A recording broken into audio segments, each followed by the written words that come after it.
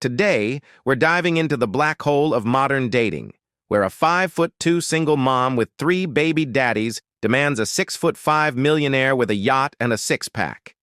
Yeah, because that guy is just dying to take you to Nobu and raise DeAndre, Malik, and little Ethan. Look, I'm not here to be nice. I'm here to expose the absolute madness that passes for dating standards these days. And trust me, by the end of this video, you're either going to be laughing or deleting Tinder. Let's go. At 7, so I would prefer someone who's over 6 feet. Honestly, definitely over 6 figures. You gotta be 6 feet, 6 figures. So a man that made 80,000, that's not No, not at all. Why is 80,000 not enough, bro? I know me, I know my lifestyle, that's just not going to cut it. We're not gonna go out to eat how I want. We're not gonna be able to travel like how I want. It's just gonna be too many limitations, and I don't like that. Ma'am, your rent is 3 months overdue, you drive a 2011 Nissan Altima with a check engine light on, and your biggest flex is having a Target rewards card. But sure, let's add must own a private jet to the list. Let's be real here. This woman wants a guy who's taller than an NBA player, richer than Jeff Bezos, and faithful like a church pastor before the scandal.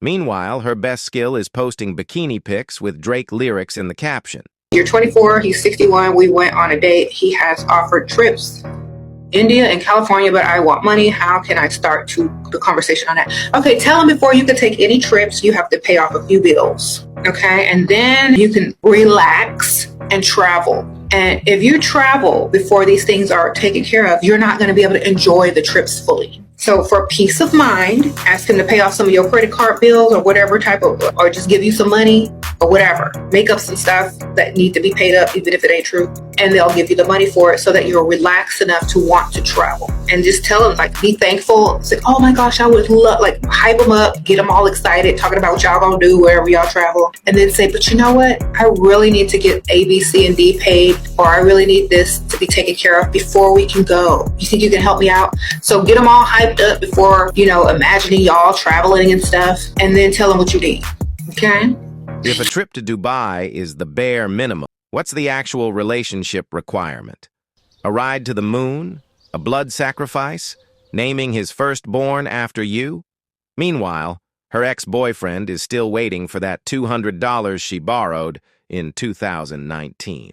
Here's the truth, guys. The men these women want, they don't want them back. A top-tier dude isn't out here thinking, wow, I really hope I find a girl today who twerks on TikTok, has 75 male best friends, and thinks making frozen lasagna is cooking. A real high-value guy wants peace, loyalty, and someone who doesn't try to fight him over an Instagram like.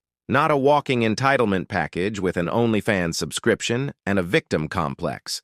You don't have any money. There is nothing to be used. There is no gold for us to dig because you have no gold. You should not be worrying about gold diggers. You should be worrying about being broke. As well, these men love to say, and what do you bring to the table? Honey, there is no table for us to sit at. You have no money to buy the table. We're sitting on the ground. So rather ask, what do you bring to the ground? And besides that, me personally, I do not sit at empty tables. I sit at tables that are full. I don't need to bring anything else than my presence, my personality, who I am, and my beauty. I sit there and that's good enough for the guy. What do you bring to the table is broke guy talk.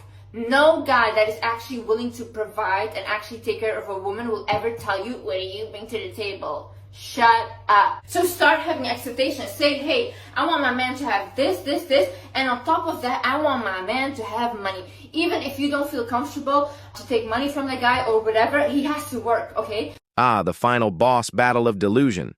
The same girl who rejected good men for 15 years because they weren't exciting enough is now crying because Chad with the jawline chose a younger model. Look, I'm not saying you have to settle, but maybe, just maybe, lowering your standards from Prince of Dubai to a guy who actually likes you could work wonders.